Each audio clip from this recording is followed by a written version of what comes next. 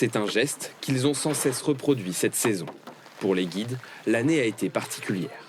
Ah ben là, ça faisait pratiquement 8 ans qu'on n'avait pas eu une année aussi pluvieuse, donc là aussi, donc c'est vrai que chaque pluie, donc obligé de vider les bateaux.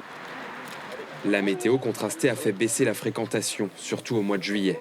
Mais l'arrière-saison, plus clémente, a permis aux embarcadères de retrouver un nombre de clients équivalent aux années précédentes. Allez, messieurs, dames, bonjour à tous.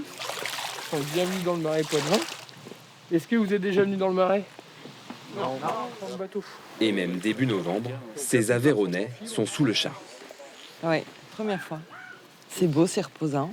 En plus, il fait beau, il fait bon. C'est joli, c'est apaisant, il n'y a pas trop de monde, ça c'est important.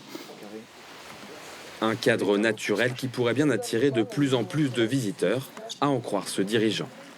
Ces périodes de pandémie ont permis aux Français et aux Européens de redécouvrir une autre forme de tourisme. C'est-à-dire que les touristes se sont aperçus que le tourisme vert était un tourisme de qualité, qu'il y avait de multiples activités possibles.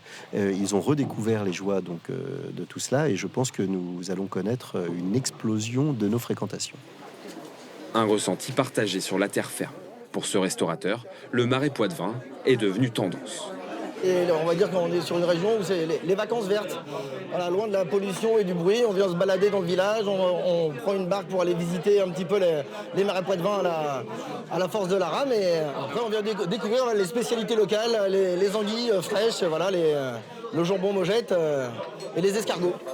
Résultat dans ce restaurant, plus 10% de clients cette saison par rapport à une année ordinaire.